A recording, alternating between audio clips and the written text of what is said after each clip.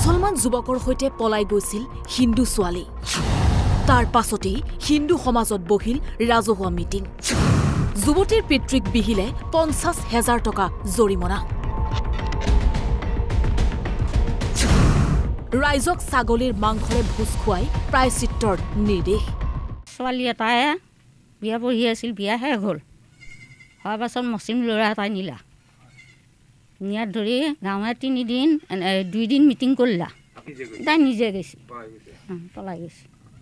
তাৰপৰা 2 দিন মিটিং কৰিলা গাঁৱে কৰাত আমি আকৌ তৃতীয় দিনা আকৌ মিটিং সাজিলা আমিও মাতিলোঁ তেওঁলোকেও মাতিলা আঞ্চলিক হিচাপে মিটিং দিলা তেওঁলোকে তাৰপৰা ধৰি এতিয়াতো ৫০,০০০ টকা লগা হ'ল তাৰপিছত ভোজ দিব লাগে তাৰপৰা পাচিত হ'ব লাগে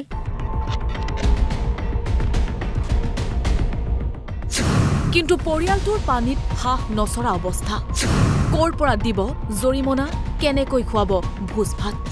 তাৰ পাছতেই ৰাইজে পৰিয়ালটোক কৰিলে এঘৰীয়া ল'ৰাটো কাম কৰিব যাব হাক দিছে কাৰণ এতিয়া আমাৰ যাৱাই নাই 4 মাহ হ'ল একো নাই চাকৰি এই সি হাজিৰা কৰে আনে গধূলিবেলা বজাৰ কৰি লৈ আহে মংগলদৈত সংঘটিত হৈছে আধুনিক সমাজক লজ্জানত কৰা এটা ঘটনা মংগলদৈৰ পাথৰীঘাটৰ ৰামৰাইপাৰা গাঁৱৰ এয়া নৱকান্ত বৰুৱাৰ ঘৰ এইজন নৱকান্ত বৰুৱা বিগত 6 জুনত নৱকান্তৰ কন্যাই এজন মুছলমান যুৱকৰ সৈতে পলাই যোৱাত ৰাজহুৱা মিটিঙৰ জৰিয়তে এঘৰীয়া কৰাত এতিয়া বিপদত পৰিয়ালটো পান্তামূলৰ শৰাই দি ৰাইজক ক্ষমা বিচাৰিছিল যদিও মান্তি নহল ৰাইজ গাঁৱে আমাক আলাগ কৰি দিলা খেল ৫০,০০০ টকা দিব লাগিব তাৰপৰা ভোজ দিব লাগিব পাচি ল'ব লাগিব আৰু ল'ৰাই গাঁৱত কাম কৰিব যাব নোৱাৰে আমি তাই পৰিয়ালটো গাঁওখানা কৰিছে এটা এই দিবাকৰ মাষ্টৰ নবীন চৌকীয়া ধৰ্মী মণ্ডল তাৰপিছত কনক এটা গণেশ পংকজ বৰুৱা তাৰপিছত যায় আকৌ এখন মিটিং দিলা 3 মাহ পিছত তাৰপৰা মিটিং দিয়াত গেলোঁ মিটিঙত কিবা ৰেহাই দিয়ে যি দিয়া কামা তাৰপিছত ধৰিয়া ৰেহাই নাই সেইটোকে ধৰি আছে তাৰপৰা আমাৰ ইয়াৰতো খং উঠি গ'ল মোৰ দেউৰটোৰ খং উঠি যায় 7টামানে কোৱা হৈছে মিটিঙত তাৰপিছত ধৰি একে লাগি পৰিলে এখন মিটিঙৰ মানুহ উঠি গ'ল আৰু মিটিং নহ'লে এতিয়া সেইদিনাখনৰ পৰা ইটো সিটো ক'ব বয়কট তামোল পানী দি সেৱা কৰি ল'ৰাটো হাতনে সেৱা কৰিছোঁ আঁঠু গাড়ী বটা দি পেলাই 100 টকা দি কি দেছোঁ বাৰু ৫০,০০০ নহ'লে কিবা অলপমান দি বুলি ক'লে দিলোঁ হয় তাৰপৰা সেইটো নামানেই তেওঁলোকে লাগে আমাক দিবই লাগিব এই ছোৱালীটো মুছলিমে নিয়াই দুখা পৰিয়ালটোৱে অভিযোগ কৰা অনুসৰি গাঁওখনত অৱসৰপ্ৰাপ্ত শিক্ষক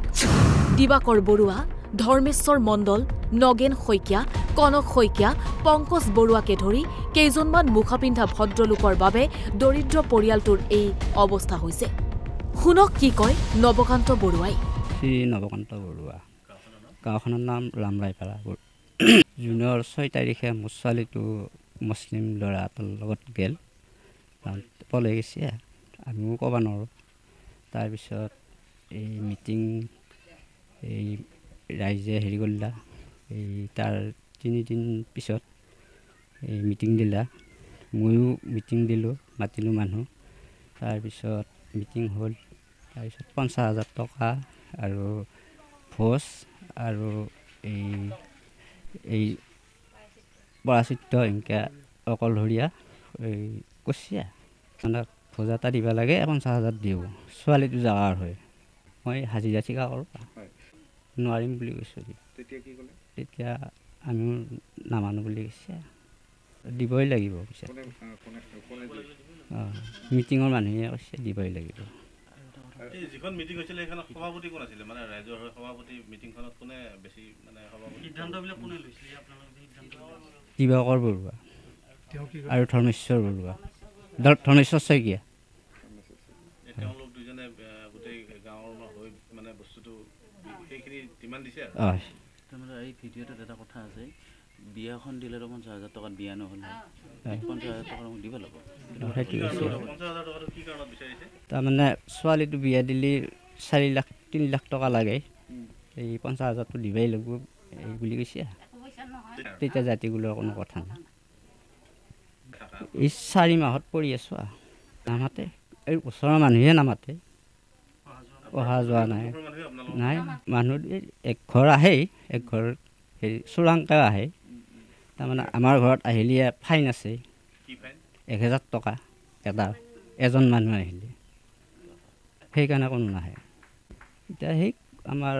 কুৰ্মাখিনি অলপ সহায় কৰি আছে এতিয়া প্ৰশ্ন হয় নিজৰ ইচ্ছাত গুচি যোৱা ছোৱালীৰ বাবে পৰিয়ালক শাস্তি কিয়